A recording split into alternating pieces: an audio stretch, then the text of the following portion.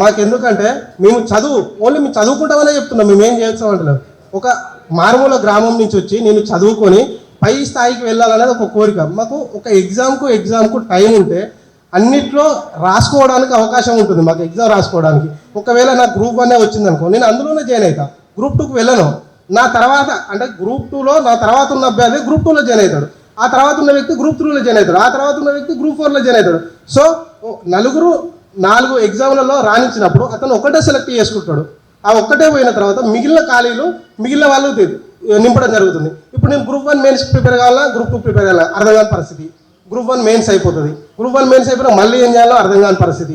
మానసికంగా 10 సంవత్సరాల నుంచి ఒత్తిడిలో ఉన్నాం. ఇదే వేదిక మీద సీఎం గారు మాకు అప్పుడు కూడా మాట ఇవ్వడం జరిగింది, మీరందరూ ఒక నెల రోజులు పుస్తకాలు పక్కన పెట్టి మా కోసం పోరాటం చేయండి అంటే, మేము అందరం బస్సు యాత్ర కూడా చేయడం జరిగింది. 2 నెలలు పోరాటం చేసి ప్రభుత్వాన్ని మార్చుకున్నాం. మనం ఈ నోటిఫికేషన్స్ని మన ప్రభుత్వం వచ్చినాక పోస్టులు పెంచుకొని ఇచ్చుకుందామని చెప్పి సీఎం గారు చెప్పడం జరిగింది, మాకు అధికారికంగా చెప్పినప్పుడు, ఇప్పుడు ప్రతిపక్షంలో ఉన్నప్పుడు. మేము ఇప్పుడు అదే అడుగుతున్నాం, మాకు గ్రూప్ 2, గ్రూప్ 3 పోస్టులు పెంచి కొంచెం ఈ గ్రూప్ 1 మెయిన్స్ తర్వాత ఎగ్జామ్ పెట్టండి. మాకు గ్రూప్ 2కు గ్రూప్ 3కి సమయం ఎక్కువ అవసరం లేదు, ఎందుకంటే గ్రూప్ 2 సిలబసే గ్రూప్ 3 సిలబస్. అందులో కొంచెం గ్రూప్ 3లో సిలబస్ కొంచెం తగ్గించి ఇచ్చారు, కానీ తేడా ఏం లేదు. ఒక అభ్యర్థి గ్రూప్ 2 ప్రిపేర్ అవుతాడు, గ్రూప్ 1 ప్రిపేర్ అవుతాడు, గ్రూప్ 4 ప్రిపేర్ అవుతాడు, కానీ గ్రూప్ 3కి ప్రత్యేకంగా ప్రిపేర్ కాడు. ఎందుకంటే 2 యొక్క సిలబస్ 3 యొక్క సిలబస్ 100% సేమ్. కాబట్టి దానికి మేమేం టైం అడగట్లేదు. ఇప్పుడు ఫర్ ఎగ్జాంపుల్ ఎకానమీ తీసుకున్నాం అనుకోండి, ఒకటే సిలబస్, గ్రూప్ 2లో 150 మార్కులు ఇవ్వాలి, గ్రూప్ 3లో 150 మార్కులు ఇవ్వాలి.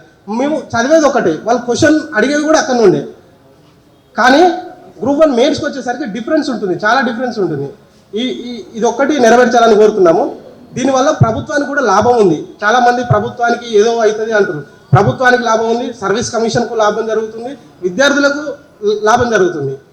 ఎందుకంటే ఒకదాని తర్వాత ఒకటి క్లియర్గా ఎగ్జామ్ పెడితే మా ఆందోళన, మా మనసులో ఉన్న మానసిక ఒత్తిడి అనేది కొంచెం తగ్గించడంలో జరుగుతారు ప్రభుత్వం. ఎందుకంటే మేము సమయం అడుగుతున్నాం, కొన్ని పోస్టులు పెంచమని అడుగుతున్నాం. గత ప్రభుత్వాన్ని దించిందే అందుకు. ఇంకో కొంతమంది విద్యార్థులు లేకుంటే వాళ్ళు మరి విద్యార్థులా లేకుంటే అప్లై చేసిర్రా, అప్లై చేయలేదా, వాళ్ళకి డిగ్రీలు ఉన్నాయో కూడా తెలియదు, బయట పోయి రూల్ ఆఫ్ రిజర్వేషన్ అనేది తెలియకుండా కూడా రిజర్వేషన్లు ఉల్లంఘించబడ్డాయని జరుగుతుంది. ఆ మిత్రులకు నేను ఈ మీడియా ద్వారా చెప్తున్నాను, రూల్ ఆఫ్ రిజర్వేషన్ అంటే ఏంటి, దాన్ని కొంచెం తెలుసుకున్న తర్వాత మీరు మీడియా ముందా లేకుంటే మీకున్న సోషల్ మీడియా ద్వారా మాట్లాడండి.